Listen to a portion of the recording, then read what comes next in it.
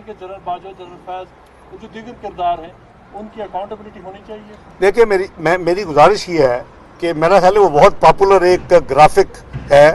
میاں نواز شریف صاحب جب ابھی ریسنٹلی ان کو جب سزا ہوئی تھی، آپ کو یاد ہوگا، میں 2017 کی بات کر رہا ہوں، اور وہ آسمان کی طرف دیکھ رہے ہیں اور ان کا وہ میڈیا کے سامنے انہوں نے کہا تھا کہ میں اپنا معاملہ اللہ کے سپرد کرتا ہوں. میرے نزدیک وہ ہے میاں نواز شریف کا دل اور وہ ہے میاں نواز شریف صاحب کی سوچ. اور یہ دو آپ کے پاس چوائسز ہیں، آپ ملک کو ٹھیک کرنے میں لگ جائیں یا آپ اپنے انتقام اور ان چیزوں کے سیٹلمنٹ میں لگ جائیں. میاں نواز شریف صاحب نے جیسے اللہ پہ چھوڑا، مجھے آپ تاریخ میں، پاکستان کی تاریخ میں اتنی جلدی کسی کو جو کلپریٹس ہوتے ایکسپوز ہوتے ہوئے دکھا دیں. کتنی جلدی اپنا ارشد ملک صاحب مرحوم نے اپنی کنفیشن کی، کتنی جلدی جسٹس شوکت صدیقی نے قوم کو پیغام دیے، کتنی جلدی دوسرے شواہد سامنے آئے. تو یہ ساری چیزیں جو ہیں، جب معاملہ میاں نواز شریف صاحب نے اللہ پہ چھوڑا تو اللہ تعالیٰ کی ذات تو پھر ان اللہ علی کل شیء قدیر، ہر چیز پہ قادر ہے. تو جب آپ نے میں سمجھتا ہوں کہ میاں نواز شریف صاحب کی جو پوری توانائیاں ہیں وہ ماضی کی طرح قوم کی بہتری کے لیے، ملک کی ترقی کے لیے، قوم کو دوبارہ وہ ایک اچھی خوشحال زندگی دینے کے لیے، ان کی مشکلات کو کم کرنے کے لیے، پاکستان کو ترقی کے روڈ پر دوبارہ چلانے کے لیے وہ ان کے پرائرٹیز ہوں گی. جہاں تک مجھے سمجھ ہے پی ایم ایل این بیانیوں کو لے کر پی ایم ایل این کے اندر کوئی کنفیوژن نہیں ہے کسی قسم کی؟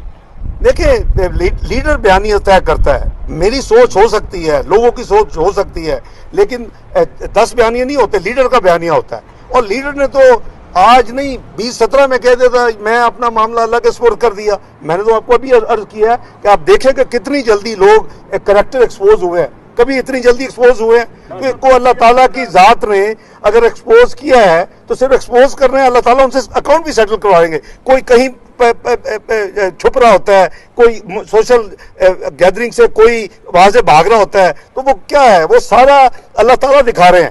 اگر ہم نے یہ اللہ تعالیٰ پہ میاں نواز شریف نے چھوڑا ہے تو میں سمجھتا ہوں کہ جتنے کم عرصے میں اس کا نتیجہ ملا ہے اور لوگ دنیا کو دکھا دیا گیا ہے کہ پورا فراڈ کیس تھا، میاں نواز شریف صاحب کے ساتھ زیادتی تھی، اور اس کا نقصان 24 کروڑ عوام نے بھگتا ہے، پاکستان نے بھگتا ہے. پاکستان کی ترقی اپنے کئی دہائیوں پیچھے چلی گئی ہے. 24ویں معیشت سے 47ویں معیشت جو ایک سینٹنس ہے، یہ بہت میننگ فل ہے.